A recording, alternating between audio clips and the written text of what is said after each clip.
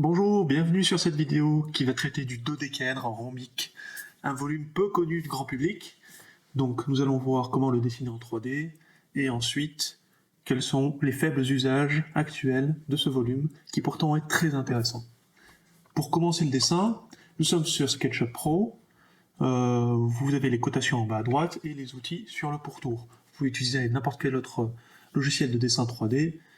À partir du moment où vous voyez ce que je vais faire, vous êtes capable normalement de le reproduire. Donc je commence avec l'outil rectangle pour tracer un carré de 1 par 1 et ensuite lui donner une hauteur de 1. Je vais faire ce que j'ai fait sur la première vidéo. Je fais un tétraèdre à l'intérieur du cube. Voilà, c'est très rapide. Et à partir de là, je vais tracer une diagonale du cube et je vais aller chercher la médiatrice d'une des arêtes. Et donc là, on a le centre du tétraèdre régulier. Alors pourquoi c'est intéressant? Alors cette fois-ci, je vais relier les sommets. Voilà, comme ça. Et je vais supprimer pas mal de choses pour que ne reste que ces trois parties qui correspondent au centre du tétraèdre régulier et ensuite à 3 des sommets.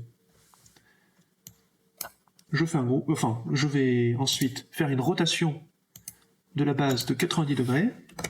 Je multiplie par 3. Je sélectionne l'ensemble. Je fais une rotation de 180 degrés.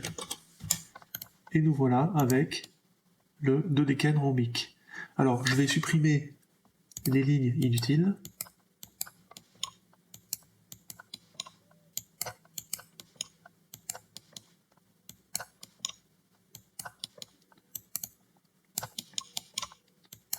Voilà, et ensuite je vais inverser les faces pour avoir les faces blanches vers l'extérieur. Et voilà le dodécaèdre rhombique. Dodécaèdre rhombique, ça veut dire 12 faces en losange. Dodécaèdre, dodéca, 12. Èdre, face, rhombique, losange. Alors je vais réduire de moitié le volume parce qu'il est quand même grand par rapport à ce que j'ai besoin pour la suite. J'en fais un groupe. Et voilà. Je récupère ça. Je vais vous montrer une autre manière d'obtenir le dodécaèdre rhombique. Donc si vous allez sur la vidéo sur le cube octaèdre, vous allez voir une autre manière d'obtenir le dodécaèdre rhombique. Mais là, je vais vous parler d'une autre manière qui peut-être va vous parler un peu plus que celle que je vous ai présentée, qui pour moi est la plus simple. Donc on commence par un cube de 1 par 1.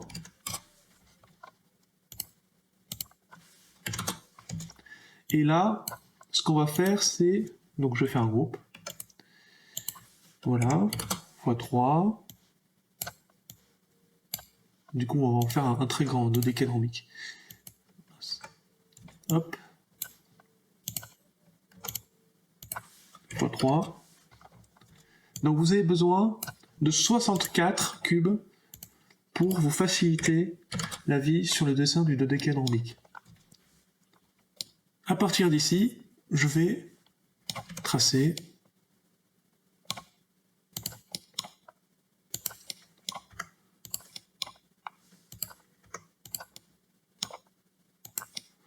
voilà. Donc, pour bien observer, je suis au milieu là de ce carré. Donc, je suis au milieu de ce carré et au milieu de ce carré ici. Et dans le cube là qu'on voit ici, je suis au centre. Si je prends ce cube ici là, je suis au centre. Et je vais répéter cette procédure. Donc je vais aller au centre ici, et ensuite, comme ça, je vais au centre du cube ici, je remonte au milieu,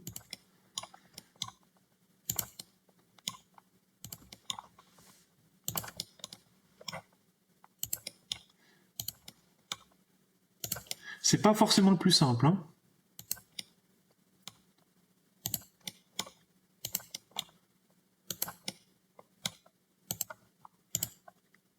Le mieux, c'est de le dessiner vous-même, vous allez comprendre.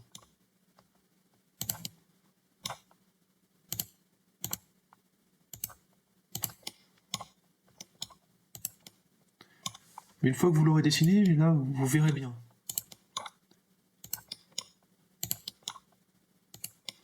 Et voilà.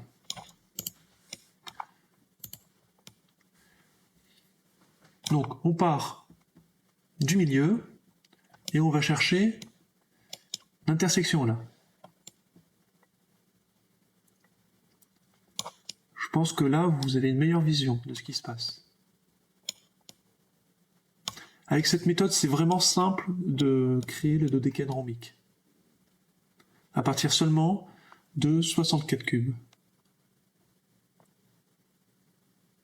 Ok, on passe à la suite. Je vais mettre le dodécaèdre rhombique sur son arête. Donc pour faire cela, alors d'abord je vais aligner l'arête comme cela, et ensuite comme ceci. Voilà.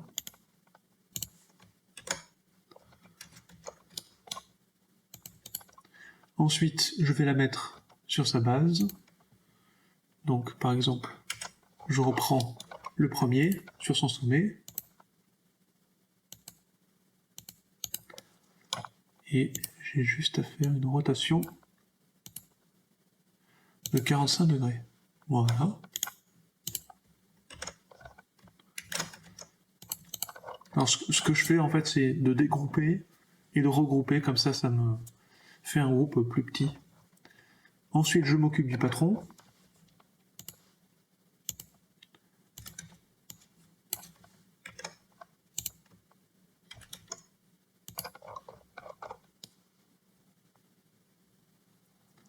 Alors là, il y a beaucoup de façons de faire des patrons à partir de ce volume-là.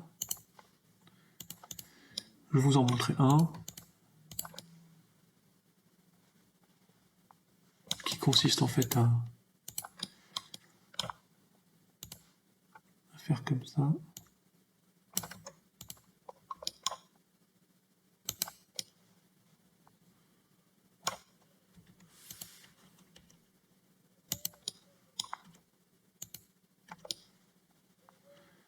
Voilà.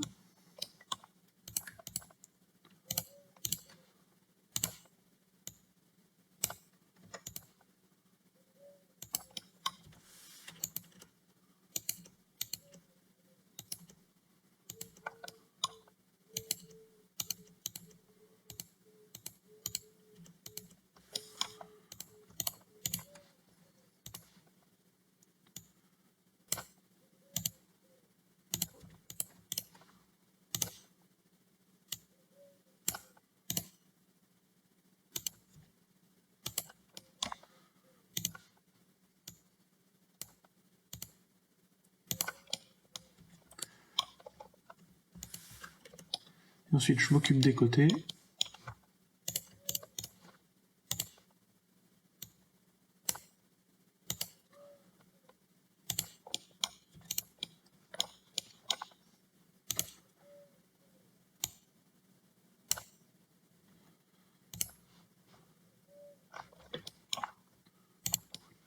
Non, toujours pas. Parfois c'est pas simple. Faut recommencer.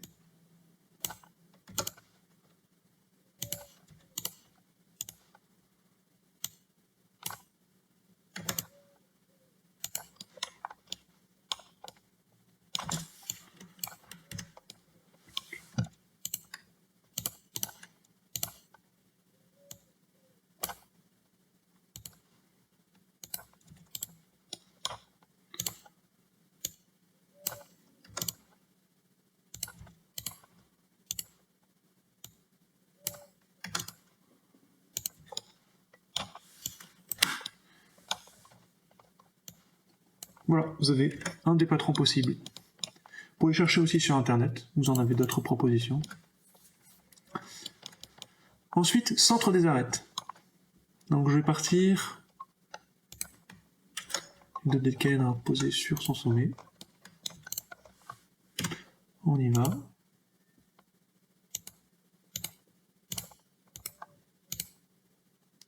Alors là, j'espère que tout le monde a remarqué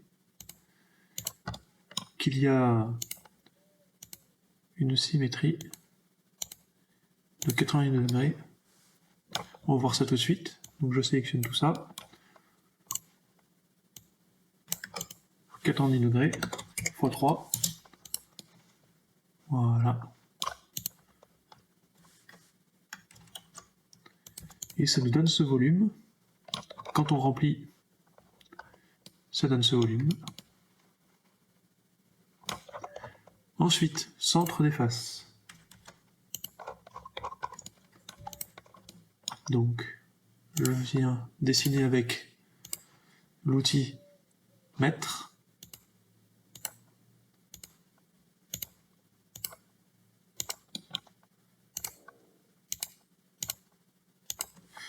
Et là, je relie ces trois intersections. Ensuite, rotation de 90 degrés, x 3. Je supprime les guides. Et j'ai plus qu'à relier tout le reste.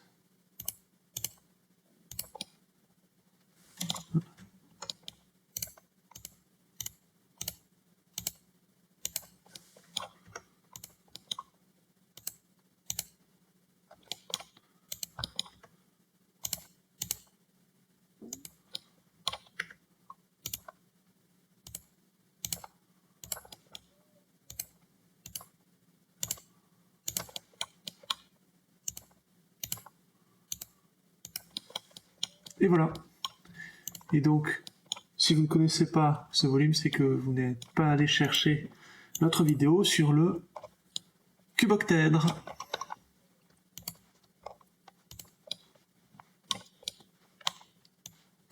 Hop. Donc le centre des faces d'un dodécaèdre rhombique génère un cuboctèdre. Ensuite, ligne de volume. Donc, je pars du dodécaèdre sur son sommet. Voilà. Je peux même le faire dans l'autre sens.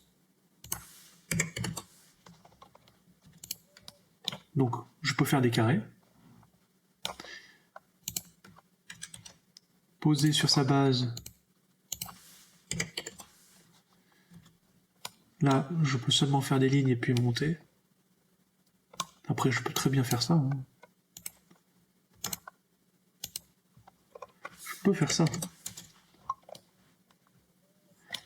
Voilà. Les accrétions. Donc, je pars d'un dodécaèdre sur son sommet. Et je viens copier 3 dodécaèdres comme ceci. Et comme avant, je tourne de 90 degrés, je multiplie par 3. Et voilà le résultat. Donc en tout, on a 13, dont 1 au centre. Donc c'est normal, puisqu'il y a 12 faces sur le dodécaèdre rhombique. Et donc on peut mettre 12 dodécaèdres rhombiques au pourtour de celui qui est au centre. J'espère que vous remarquez que, de cette manière-là, on prouve que l'on peut remplir totalement l'espace de dodécaèdre rhombique. Par exemple, si je prenais l'ensemble et que je copiais comme ceci, je peux faire ça énormément de fois, et après je peux le faire dans tous les sens. Une autre manière de faire de l'accrétion, c'est par rapport au sommet. Donc là, vous avez le résultat. Donc tout se touche. C'est très intéressant. Très intéressant.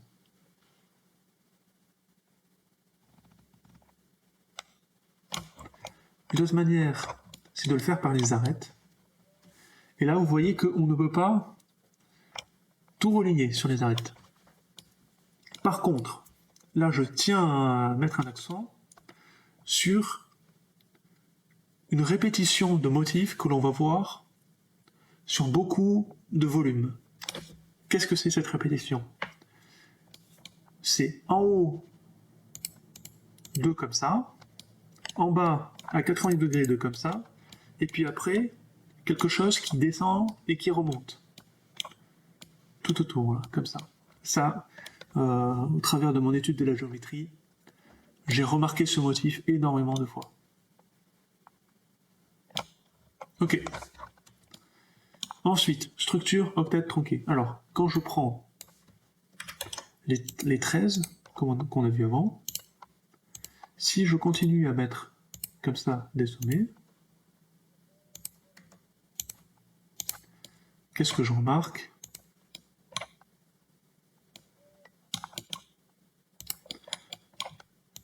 Bon, voilà, je continue et ça donne ça.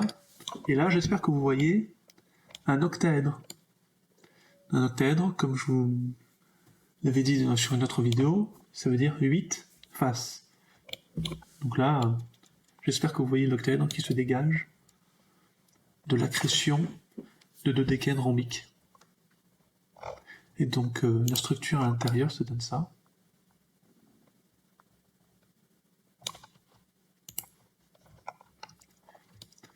Ensuite, vous avez les tours d'octets tronqués, selon la base, l'arête et les sommets.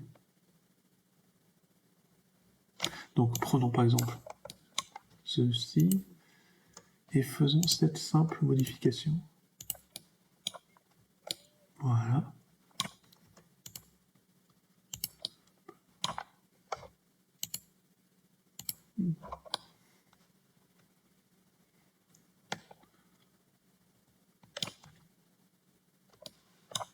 Ensuite, alors là, on va positionner un dodécaèdre rhombique à l'intérieur d'un dodécaèdre pentagonal. Dodécaèdre pentagonal, c'est 12 faces, mais en pentagone, comme vous voyez là, qui a 5 côtés.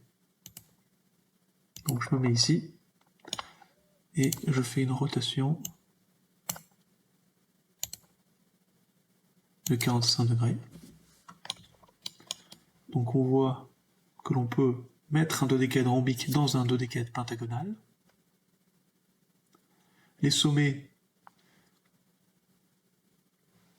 comme on voit, ils sont bien alignés. Et cette fois-ci, je vais chercher le centre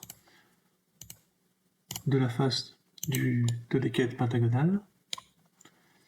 Et je viens faire rotation x 4. Et voilà le résultat. Très sympathique.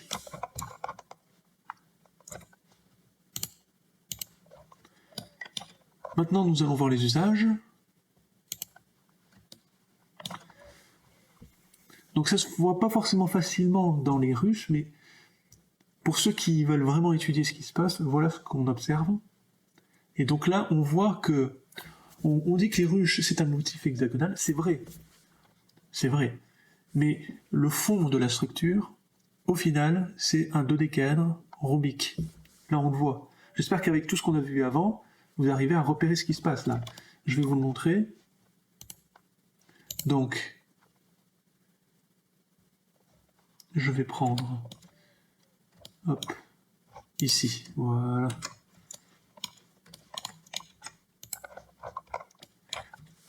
Et je vais éclater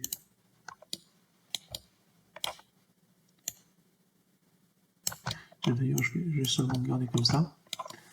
Est-ce que vous voyez le fond là? Alors, hop, je vais le reproduire après.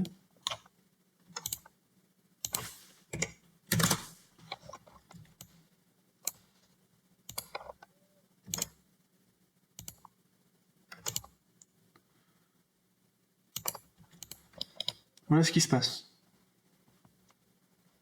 Donc on voit les hexagones, nous, comme ça.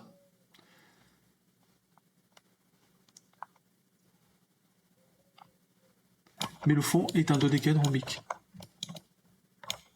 Ensuite, vous avez des gens qui vont vous faire des objets d'art.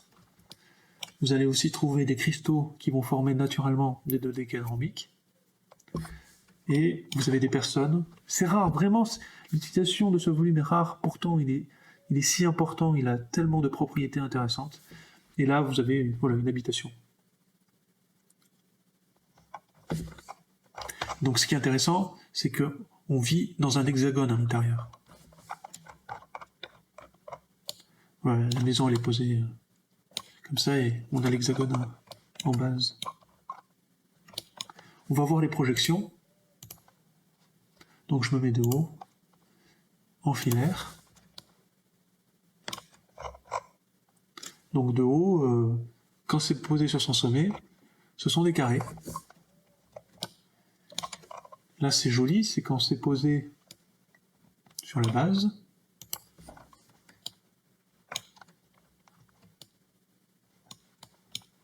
Des carrés, des carrés. Ensuite on va aller de biais.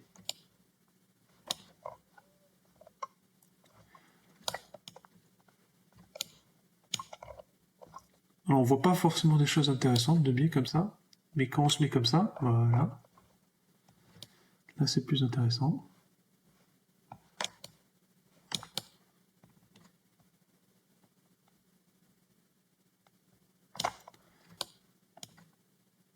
Là nous avons des triangles équilatéraux.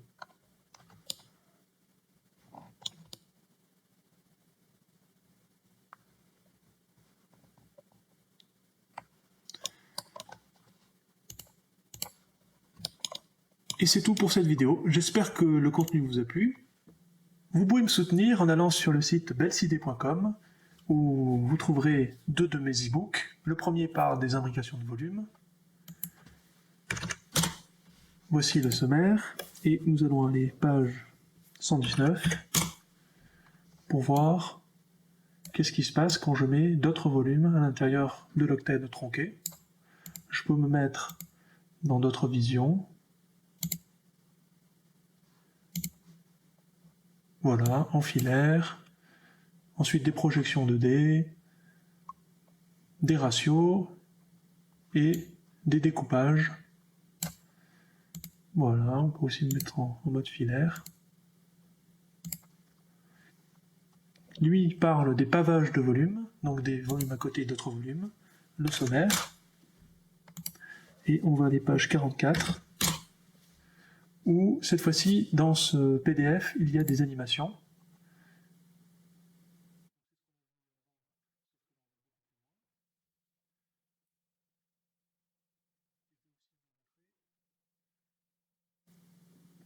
Voilà, je vais me mettre, par exemple, de dessus, je vais me mettre en isométrique, en transparence.